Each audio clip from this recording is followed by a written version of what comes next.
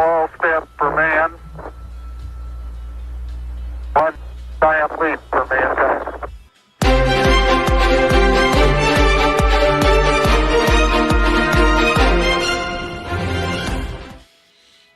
That's right. That's right. Spiritual Beer Review. Jammer here. I am Shagdog. Hey, Jammer, I'm drinking Irish Table by Flora, Fonta Brewing. Beer Advocate gives it a 88 with 4.5% Irish Dry Stout. Fonta Flora. Well, Shagdog, you can't have a table without a little lumber, and I got loaded with lumber number 7. It's a 13.4% ABV. This is barrel blended Imperial Stout conditioned on coffee and vanilla. Yeah. Shagdog. I think I did this one last year. I think they changed their label every year. Oh my God, this is so damn dark. Yeah, you're going to have a great time with that one. You can't even see it, can you, as I'm pouring it? Yeah, your beer is, 13.4% ABV? 13.4 and... Did you see it at all as I was pouring it? Oh, yeah, I saw it all. You didn't see it, the stream, did you? I couldn't tell. It blended in with my shirt. Oh, really? Yeah, you'll have to watch it back later. Yeah. I'm telling you. Man, that is dark. That's more than dark. That's super dark. Man, that is awesome. I can't help it. How's your table so white? White? Yeah. That's because I have a green screen on the table. Oh, perfect. Yeah, perfect. Yeah, I'm doing Irish Table. Irish said that. Okay, I'm ready. Yeah, I don't know what the BA's grade on mine is, but... No BA on yours. Let's see. Untapped, no, it gets a 4.26 out of 5, so pretty good. Oh, that's good. 4.2 out of 5, basically. Well, this beer consists of 1/3 Imperial Stout aged for 30 months, an 8-year-old weeded Willet and Stag Junior bourbon barrels, blended with 2/3 Imperial Stout conditioning. After blending the beer, they condition the they condition it on toasted vanilla beans and coffee to enhance the dessert-like qualities, my friend. Sounds good. I had to copy and paste that so I could read it. So anyway, yeah. You want me to go with mine or yours?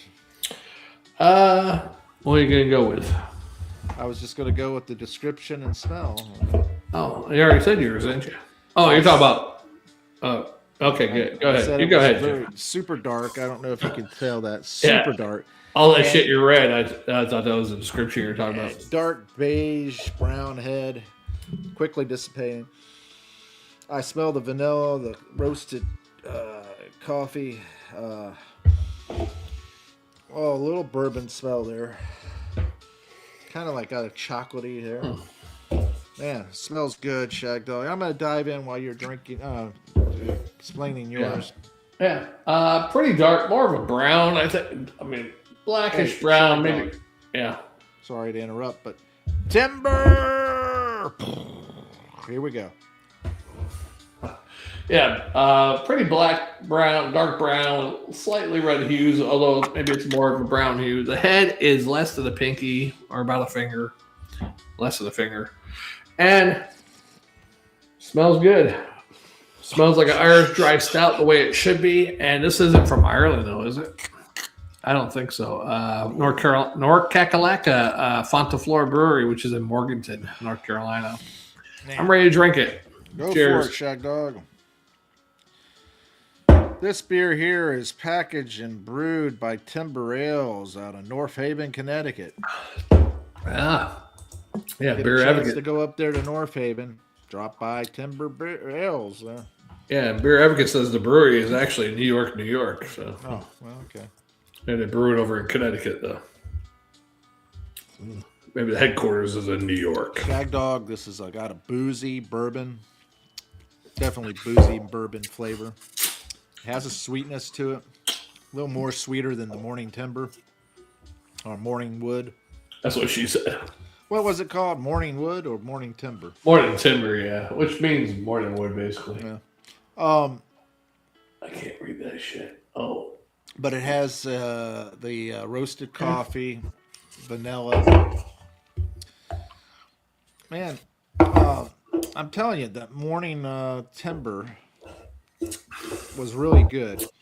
This one, in comparison, it is boozy, bourbony. It has the coffee, but it's kind of overpowered by the sweetness and the vanilla, along with a little bit of the chocolate flavor. I'm going to continue drinking it and see how I feel. But at this moment, at the beginning of this moment, I don't think it is as good as the Morning Timber. You know. Yeah, nothing hardly is. This is easy to drink. It definitely has that Irish Dry Stout mouthfeel, and it also has the like Murphy's, like a little bit of that sourdough type taste, slightly. But it does have some good qualities, say, with a Guinness, not the draft, but the Guinness foreign extra, not the foreign extra, but just the regular extra stout. A little bit of roastiness like that, malt roastiness. Wow. So it's like if you combined a Murphy's with a Guinness extra stout. Yeah. That's what I'm getting there. A little creamy, smooth, that doughy sour like a Murphy's, and then a little bit of the maltiness with Guinness extra stout. Oh, there you go. Well, Shagdog, or I should say this, blended with Lumber number 7. It's not bad. It's pretty darn smooth. It does have a booziness to it and a warming sensation. Although they did mask it pretty well. They covered that alcohol pretty darn well. I would not think that I'm drinking a 13.4 ABV with the way they have blended this. So I have a lot of respect for that. Respect. The respect. Different nationality. Okay. Yeah, well, what can you say? It's they respected the Irish because the Irish would bomb them if they didn't. That's right. Yeah. But I mean, the sweetness kind of overpowers it to a degree because it is sweeter than what I think that the Morning Timber was. Yeah, that's what she said. But let me tell you, pretty easy to drink. I'm surprised that it is as easy to drink it. I can tell you right now, this is going to get a swallow and a half, a swab. Oh, all right, because it is that easy to drink. Are you grading it right now, or are you waiting? You said it's going to get. That's what I'm going to go ahead and give you the drinkability score, which is the swaff, because it is easy to drink. All right. Yeah, I think this is the same beer I had last year. I think they changed their labels because I remember doing the Irish tables last year too, or whatever, Irish table. I think they changed their label here, similar but a little bit artistic-y look. Yeah. But I'm gonna give this a B plus or A minus. I'll give it a B plus. If it had a little bit more flavor to it, probably definitely get an A minus. It's kind of bland for the flavors, but it does have like Guinness extra stout and a little bit of like a Guinness extra stout and Murphy's got together and say, hey, which one of us taking it tonight? One of us going to get pregnant. Well, being that Guinness had a gay person in their family, did they had to have Murphy, do it to Guinness. Yeah, so Murphy would be the top dog, right? Yeah, Murphy would be the alpha or the top, and Guinness would be the catcher or the catcher, the catcher, or and the catcher, and Murphy would be the pitcher. So many different ways of putting it, Yeah, you probably can even think of more, like the pie and the pie poker. Yeah. Fudge packer and the fudge. Yeah. That is true. So the fudge packer would be the fudge packer would be the guy. The packer is the one giving it, packing the fudge, right? And the fudge is fudge packer, but he's packing fudge. He's packing his fudge in her. Yeah, he's packing the fudge. Yeah. So he'd be the fudge packer. The Pudge Packer. The pudge factor. The pudge factor. Oh boy. Yeah. I like to apologize to all my fans. I did get a little piece of some sort of edible earlier, so I think that might be taking effect right now. So. Anyway, we digress. Yes. I'm going to go ahead and grade this one. I'm going to give it an A- because it is good, but it's not as good as that Morning Timber was. But damn, it is good. And I'm going to say it's an A-. Blended with Lumber number 7. Yeah, I don't think I gave mine, did I? I didn't give my score, did I? I said B plus A, but I'm not sure, and that's all I left it at, right? I did give it a B plus and a SWAF. B plus and a SWAF, yeah, that's right. Look, if it had a little bit more oomph to it, it'd be good. Well, this one to me, there's a fine line between the sweetness and the bitterness and everything. This is a little more on the sweet side compared to the Morning Timber, and I like the Morning Timber because it was more balanced. Yeah, it had a sweetness to it, but the hoppiness, the bitterness from the roasted type coffee and stuff like that kind of didn't overshadow it or overpower it, but kind of made it to where it was just a little more than the sweetness. It's just perfectly balanced.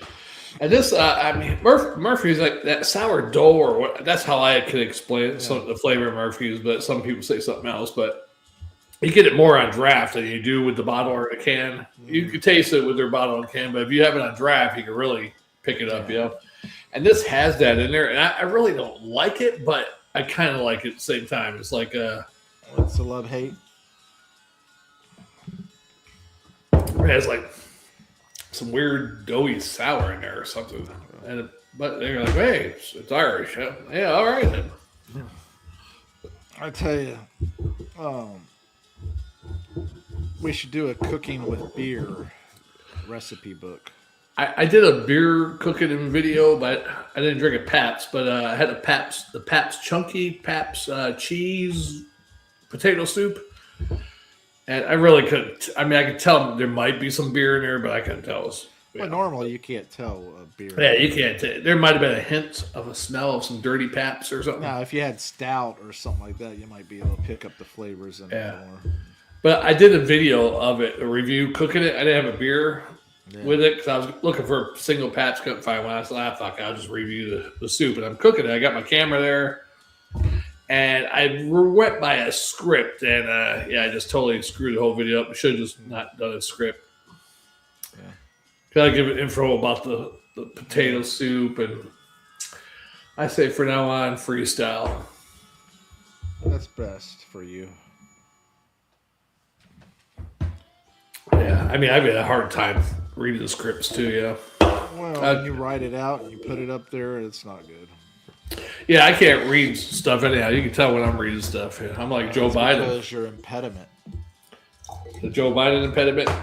Your speech impediment. You can't speak and read. Right. I should have went to that speech therapy about a year or two longer, huh? Yeah, probably. I had some lady come up to my house one time when I was in 4th grade. She was from a speech therapy class that I went to when I was like 4 or 5 years old. They come see how I was doing. But I didn't know who she was. I'm getting home from school, and she pulls up. She goes, "Are you Shane?" Pulls up to my house, and I guess probably tracked me down somehow. I don't know. This is 4 or 5 years after I went to the speech therapy. And then she's like, "Oh, I just want to see how you're doing and how you come along. And I thought about you." Probably, I was getting scared. This lady's going to kidnap me or what's going on? No, she just thought that you were so far gone that there was no hope, but she kind of had hope. Yeah, you defied all. Maybe she heard a rumor that he's doing pretty good now, and there's no fucking way. I got to see this for myself. Either that, or like you said, they were trying to gather you up for the pedophile ring. Right. Yeah. I know. Oh, I know what you're looking for. I had a kid in my class like that. Let me go get him. Yeah. Mr. Epstein Sr., we got him right here. Luckily, I didn't turn out too well, so I was saved. You're lucky. Yeah. I make fun of it, but it really isn't funny. Yeah. I know, Jim. I've thought of some other stuff we could talk about besides stuff like that, and I came up with some good stuff, but I Forgot it. Yeah, I didn't write it down. You got so many bad things happening right now. You got the whole war started because they're trying to distract you from the Epstein files, and then you got Trump saying, "Hey, we're going to go ahead and take Cuba while we're at it." I heard something about that What today. the fuck are you doing, buddy? You want Greenland, and then you turn around and start a war because the Jewish people over there in Israel want to start a war. I don't blame him to fight it for them. Cuba. So he turns around and does that shit, and then all of a sudden, let's take Cuba while we're at it. I don't blame him for the Cuba one because Cuba is almost sticking halfway in the Gulf of America. Well, the way I look at it, here's the issue with Cuba, right? Back in the day, they failed Cuba because they allowed the mafia to take it over. The mafia took it over, and basically caused a lot of disparaging things happen.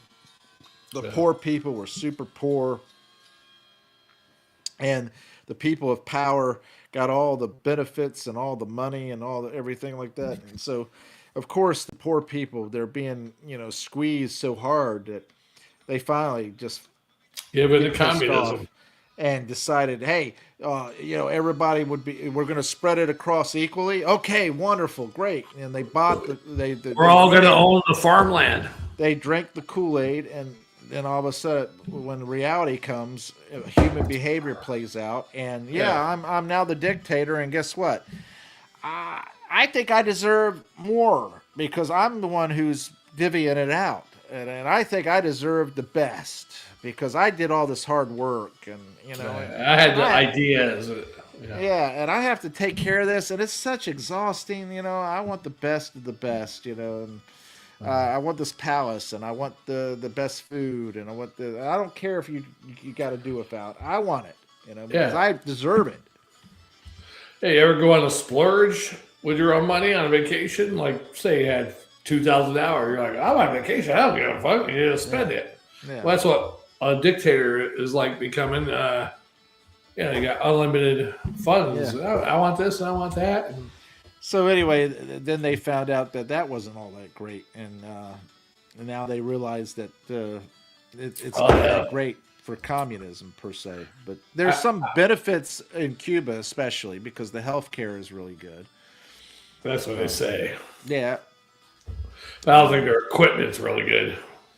I don't know so much of that, but I do know the fact that they showed videos of the supermarket and everything, and the supermarket looks pretty bad, And there might be one pair of sneakers, and you got to have a lot of whatever to get it. They have multiple brands of the same crap, but it's the same thing. Yeah, and there might be a couple loaves of bread, and that's it.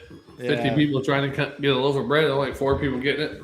But the few people that have been able to get video of the supermarkets there and certain other things of Cuba while they were there and got it out of Cuba before they got confiscated or something like that. Yeah. It's not been very positive on the Cuban side, Yeah.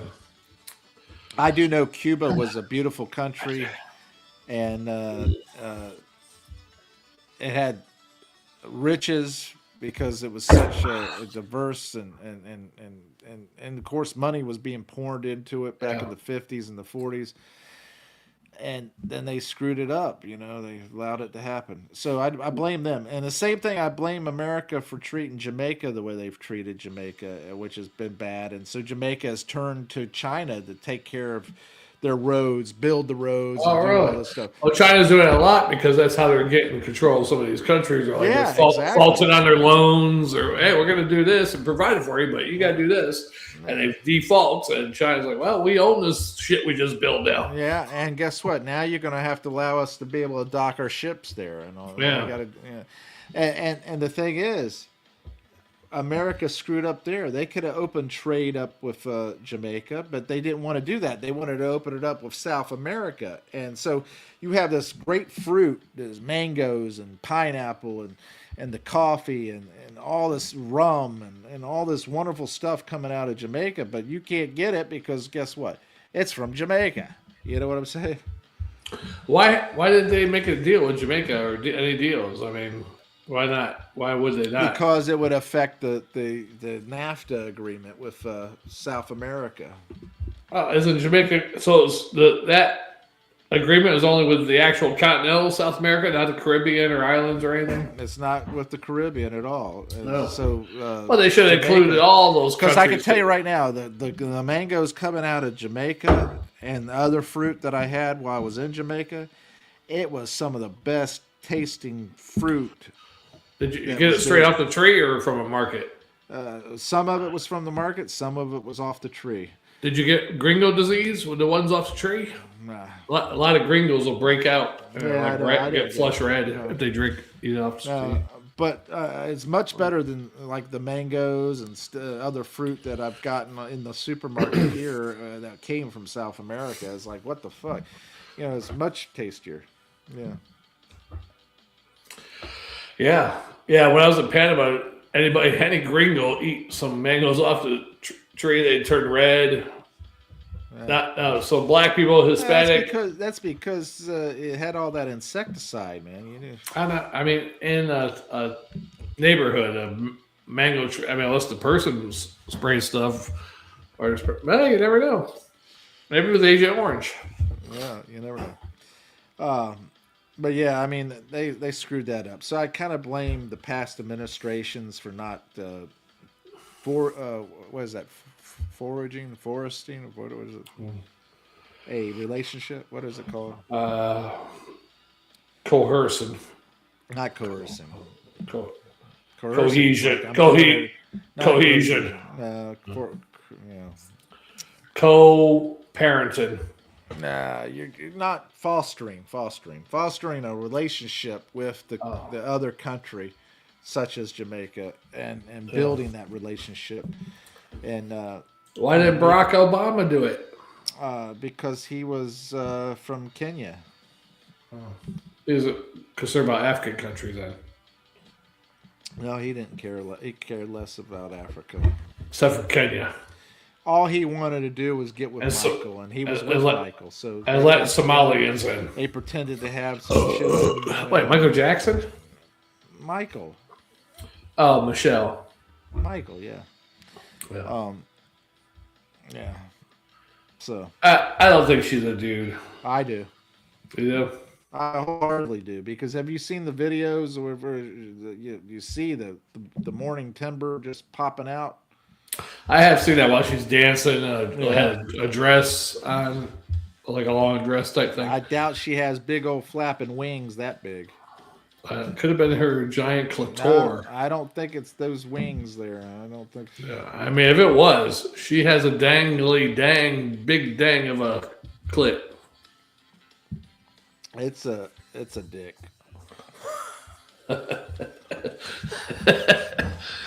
Oh boy.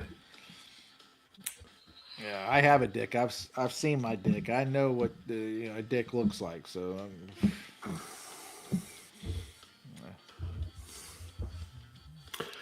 Speaking of dicks, on my video game, I was wrestling Dirty Dick Slater against, who was he wrestling against? This other old school wrestler. Anyhow, but yeah, I said Dirty Dick a lot during that video. I make videos for that game. So I was like, Dirty Dick got to begin. What a hold by Dirty Dick. And I think here he is. He's just exploding. That dirty dick is exploding upon this guy here. He's just laying into him. Dirty Dick is rubbing all over him. Look at him. He's just smacking him around. What a chokehold by Dirty Dick. That would be a good. Oh, well. Hey, you ready to do the next one? Yes, I'm ready, sir. All right. Thanks for watching, commenting, liking, subscribing, and sharing. Tickle that bell. I'm Jammer. Woo. I'm Shagdog. We'll see you on the next one. Take care, everybody. Happy belated St. Patrick's Day. Yeah. Yeah, and happy Women's Month. Hey, what was that restaurant I tried to get you to go to, and you finally did go with me, but they didn't have the river dance or the little people there. What was that called? Yeah, some Irish place. Yeah, out in Brandon. Yeah. I told somebody about that little people story the other day. All those years, it's too bad we went too early. The little people dancers, Irish dance, whatever, weren't there. And all these years later, it was like, what, fucking 14 years later, 15 years later, you finally tell me you're lying to me about the little people. And the river dance. And the river dance, yeah. Because I was thought, man, I mean, what's the midget population of Tampa Bay area? I mean, even if it's, 10,000 midgets, I mean, I can't even be 10. I wouldn't even think 10,000, but. Let me tell you a midget story. Okay. let me tell you two midget stories. Okay. All right. So my friend at work, right? He goes, hey, there's a couple of, my to-do list, I have them on the list and everything, and midget is one of them. Everything like that. He goes, I was at the gas station the other day, and man, I was filling up and all that stuff, and I turned around and I looked over to the side, and here's this midget. She was looking pretty damn hot too. She didn't look like the typical midget, but she's walking down the street. And he goes, I fucking got done pumping the gas, and I jumped in the vehicle and I rode over there and I said, hey babe, how you doing? Started talking to her and everything, but she didn't want to have anything to do with me. Wouldn't give me the time of day. I kept hitting on her, trying to convince her, hey, because, I wanted to check that off. I want to be able to, have a midget at least once. And he goes, I couldn't convince her because, I guess a lot of people want to be with a midget and she just didn't want anything to do with me. Right? So here's the second midget story. So I'm driving down the road. Wait, that was you? No, that was my friend at work. Oh, okay. Yeah. And so I'm driving down the road and I'm with my wife and we look over and I said, hey, look at that. There's a midget lady. I said, she doesn't look like the typical midget lady. She looked pretty darn good for, being a midget. And my wife said, yeah, like that. I said, hey, you know what? My friend at work, and I told her the story. And she goes, you guys are just crazy. I said, well, I'm just telling you, he wants the it's his bucket list, man. He wants to be with a midget. And she goes, what do you see in a midget? I said, maybe he could just walk up and be serviced. Right there, just walk up right there and be serviced, Depending on how tall she is, she might have to either still get on a stool or get a little lower. Yeah. She might be just, a little bit too tall, yeah. And she just shook her head and couldn't understand it. I could completely relate. I mean, did you tell your wife about the midget story I gave to you? No, that's the third midget story. So go ahead and enlighten us. Yeah, that's the one where I'm chatting with some lady. Some lady swiped on me, and I came across a midget, swiped on her, and sure enough, we were a match or whatever, so we could speak because we can't speak to people on POF anymore these days. But anyhow, we chatted, and I said, "Would you be interested in meatloaf sandwich?" And she's like, "What's that?" And I said, "Me and my friend are the white bread, and you're the meat." And she's like, "No, but I really want to get with you or something." And funny thing is shit, I could have had a midget. That was my one opportunity to have a midget. Yeah, you should have. All because she didn't want to be meatloaf sandwich, and I was. You've been with the one-legged, right? My only chance was her or the beer review because we were doing a beer review that day, and I was like, I gotta do the beer review. I give up the midget for the beer review. That's the dedication. Yeah, I mean that's why I said you want. Because I was like, you can come over here, we'll do the beer review, then meatloaf sandwich. Terrible. And that came to my head on the spot too. I was like, well, she's a little brown meat. Yeah. 2 white bread. All you need is a little mustard. Yeah, you're good to go with a meatloaf sandwich. Oreo. Yeah. Reverse Oreo. Reverse. Yeah, reverse. Oh boy. All right, let's get to the next meatloaf I'm sandwich. Jammer. I'm Shagdog. Spit a swab beer review. We'll see you on the next one. Take care. Bye. Oh, there we go. Hey, join Shagdog and Jim for the Spit a Swab beer review. Meatloaf sandwiches here. Meatloaf sandwiches. Midget.